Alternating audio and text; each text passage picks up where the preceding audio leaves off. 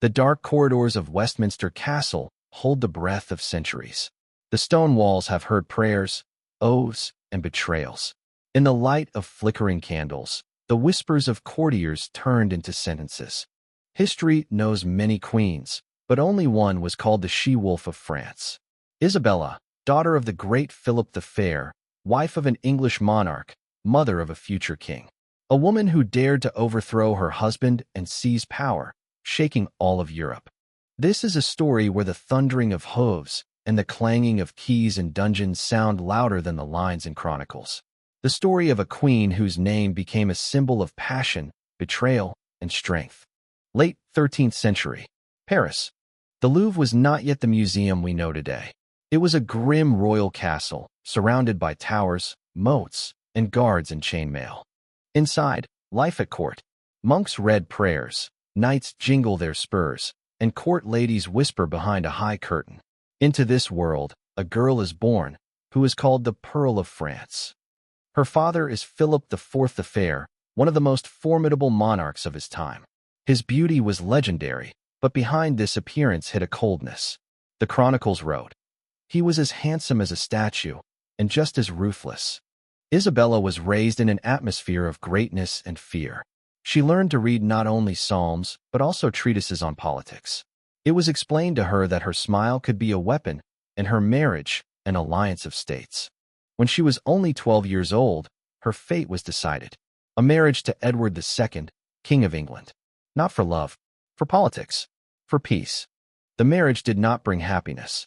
Edward II, Isabella's new husband, turned out to be a cold and weak man. His heart belonged not to his wife, but to his favorites, first Piers Gaveston, then Hugh Despenser. At the lavish feasts in Westminster, Isabella sat next to her husband, but he hardly looked her way. His attention was fixed on his confidants. The courtiers whispered, mocking Isabella's position. To them, she was a foreigner, a French princess cast into a foreign land. But steel was already appearing in her gaze. Isabella understood, if love was not given to her, then power remained. By that time, the English court was simmering with tension. The king's favorites, first Piers Gaveston and later Hugh Despenser, lived as if England belonged to them.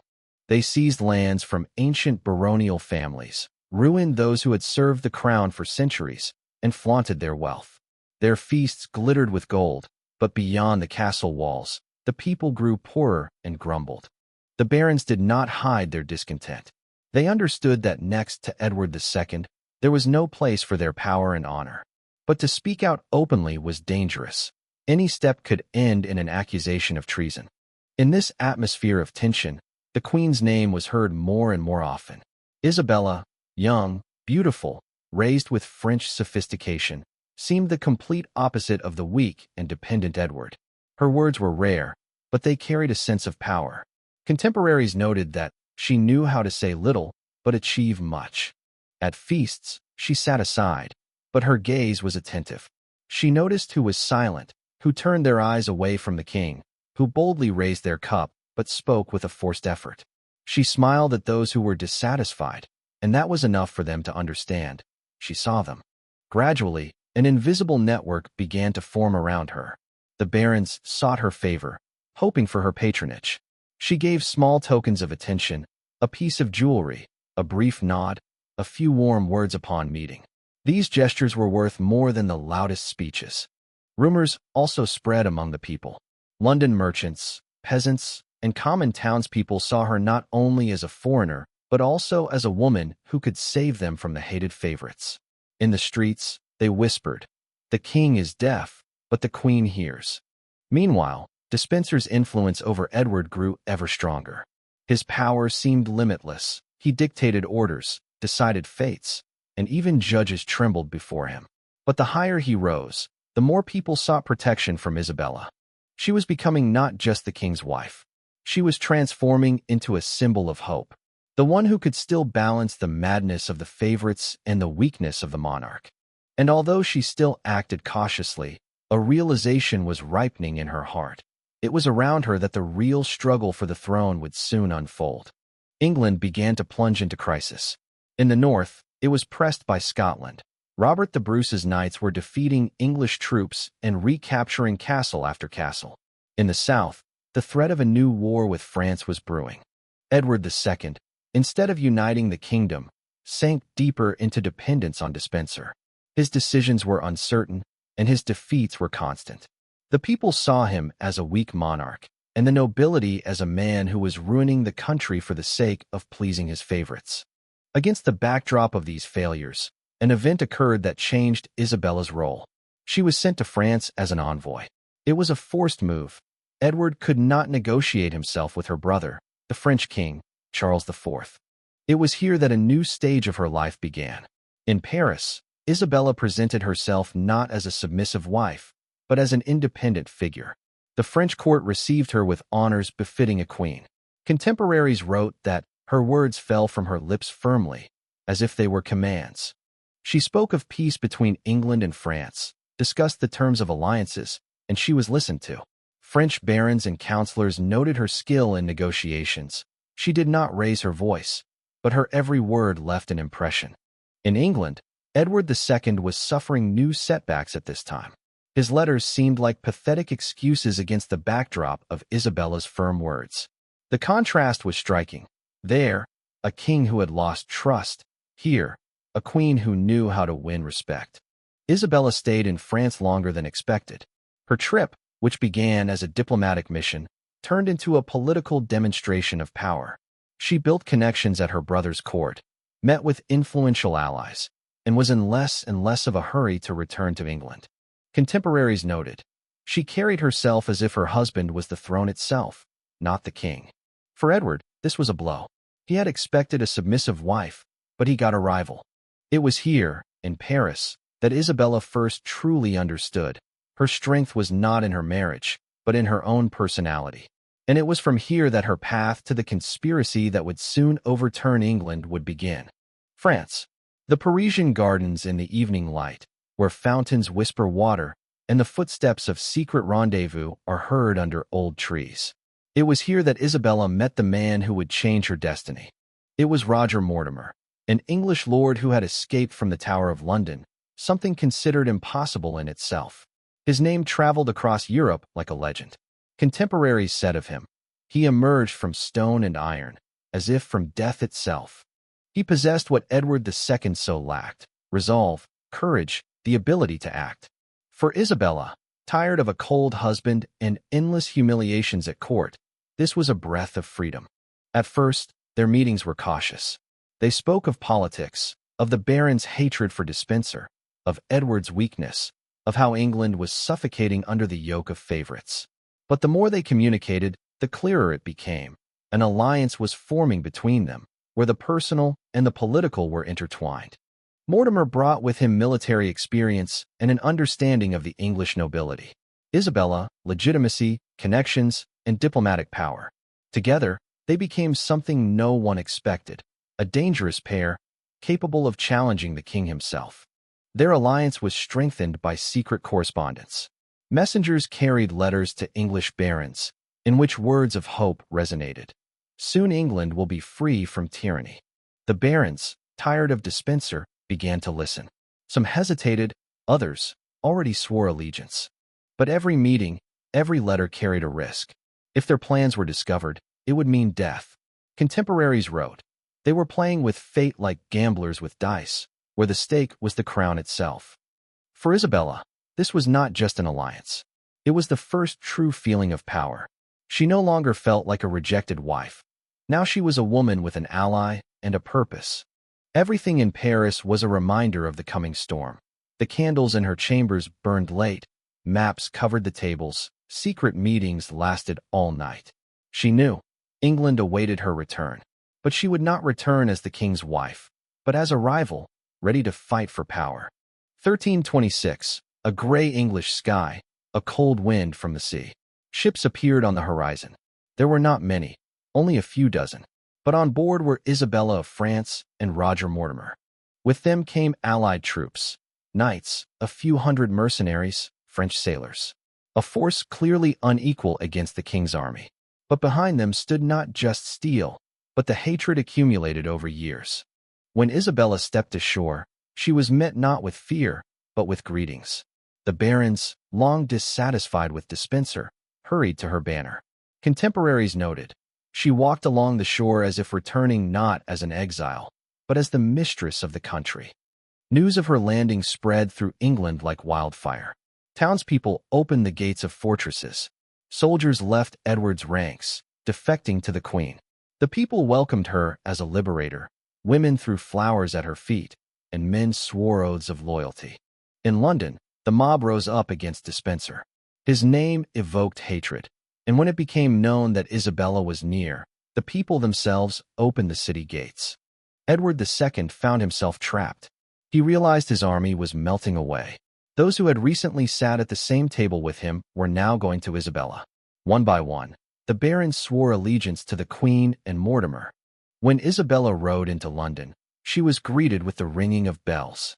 The people called her not the king's wife, but the ruler herself. The crowd shouted, "Long live our queen!" It was at that moment that the nickname that would remain with her forever was born among the people. She became the She-Wolf of France. After the landing of Isabella and Mortimer, King Edward II found himself in the position of a cornered animal. His army was melting away. Soldiers were leaving for the Queen. Barons were openly switching to her side. Even those who had sworn loyalty to him now turned their faces away. Edward fled west, to Wales, hoping to find refuge.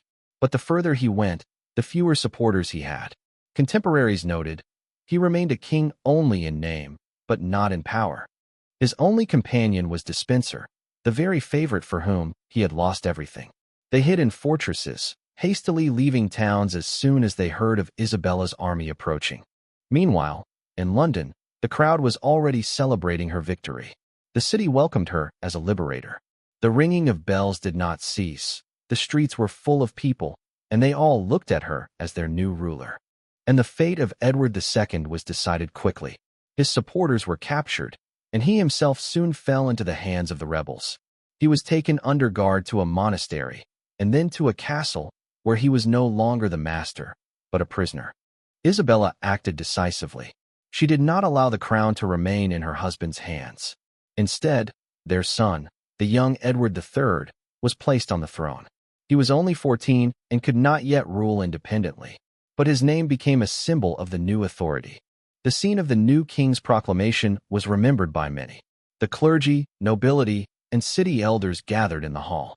The young Edward stood in a royal robe, bewildered but solemn. Beside him, Isabella, calm, reserved, her gaze saying more than any words, "Now the power is in our hands." Contemporaries wrote, England witnessed a rare spectacle when not the king, but the queen, decided the fate of the throne. England, 1327 to 1330. Edward III was crowned, but the crown shone on his head only symbolically. Real power belonged to his mother and Roger Mortimer. Isabella behaved like a true ruler. She wore purple robes, appeared in the council, and sat on a throne next to her son. Her voice sounded firm, her gestures were confident. Mortimer was always by her side, the unofficial, but obvious, ruler. In these years, England saw a new power, and it proved to be no softer than the old one. First, they cracked down on the supporters of Edward II. Hugh Despenser, the king's favorite, was captured and publicly condemned.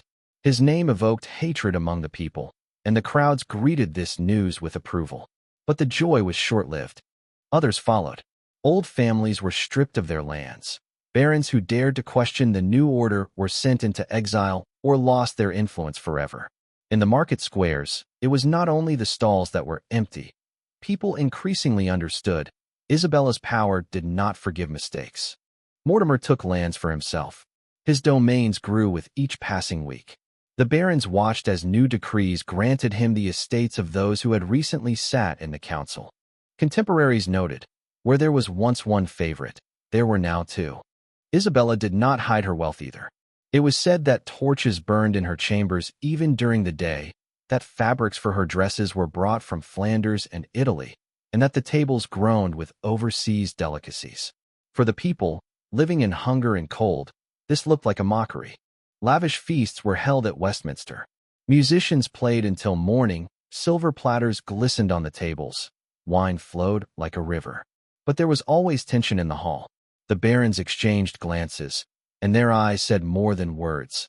This cannot continue. 1330, Nottingham Castle. The night was quiet, but within the fortress, something was brewing that would change the fate of England. The young Edward III, who was only 18, had long felt like a prisoner of his own mother and her ally. His name shone on coins, his title was proclaimed at ceremonies, but he held no power. The barons whispered, "He is a king in appearance only, but in essence, a shadow." Edward was waiting for his moment, and that moment came. He gathered loyal men around him. Among them was William Montague, a knight ready to risk everything for the young king. They knew, if their plan failed, certain death awaited them. But if it succeeded, England would see its true ruler. Nottingham Castle had secret passages built by previous kings. At night, by torchlight, the conspirators made their way through these dark corridors. The damp walls, the echo of footsteps, the cold stone under their hands. Everything reminded them that they were walking a fine line between life and death. At that moment, Mortimer was sitting in his chambers with Isabella. They were discussing the affairs of the kingdom, confident in their own invincibility. Suddenly, the doors burst open, and soldiers rushed inside. Mortimer tried to grab his sword, but he was disarmed. His cry echoed off the stone walls.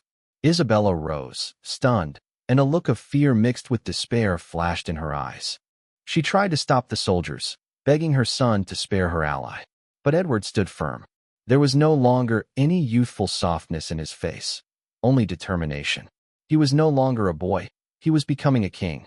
Mortimer's trial was swift. He was taken away, and the sentence was carried out in such a way that all the barons would understand. The new power had no intention of sharing the crown. With his fall, the 2-year shadow over England came to an end. Isabella was stripped of her power, but her life and the title of Queen Mother were spared. She was taken into seclusion, far from the center of politics. For the country, it was a relief. England had finally found its legitimate ruler in the young Edward III. Contemporaries wrote, that night, England saw a youth become a king. For Isabella, this was the moment of her fall. She, the she-wolf of France, who had dared to overthrow her husband and hold the country in her hands for 2 years, now looked at her son, the one who had taken everything from her. And yet, her face showed not only despair but also understanding. Her power had ended, but her name could no longer be erased from history. After Mortimer's fall, Isabella found herself in confinement, not in a dark dungeon, but in a golden cage. She was allowed to keep her title of Queen Mother and part of her wealth, but her power was broken. She lived in seclusion in rising and castle-rising castles, far from the court that had recently trembled at her word. In the first years of her isolation, she often wrote letters to her son, pleading for mercy and understanding. But the young Edward III no longer saw her as an ally, only a dangerous past that could once again cast a shadow on his reign. Gradually, the letters ceased to bring replies. Years passed. Isabella grew old. Her hair turned white, her face became wrinkled, but the old fire still remained in her eyes. She wore simple clothes, spent her days in prayer, in conversations with monks, and sometimes in walks through the castle gardens. Contemporaries noted, she remained a queen even in exile. Her posture did not allow one to forget her power. To the people, she forever remained the she-wolf of France. Some remembered her as the liberator from the hated dispenser, others, as a woman who betrayed her husband for power. For some, she was a symbol of strength, for others, a symbol of greed. But on one thing, all agreed. She proved that a woman in the Middle Ages could not only sit next to a king, but could also shape the destiny of nations herself. When Isabella's life came to an end in 1358, she was about 63 years old, a surprisingly long life for that era. Her farewell was modest, but the memory of the queen did not fade. The chronicles preserved the nickname, She-Wolf of France. It sounded both as an insult and as a compliment, and it lived the entire contradiction of her fate. She entered history not as a wife, not as a mother, but as a woman who dared to challenge a king and win. And that is why her shadow still wanders through the stone halls of Westminster and the streets of London, where bells once rang in her honor.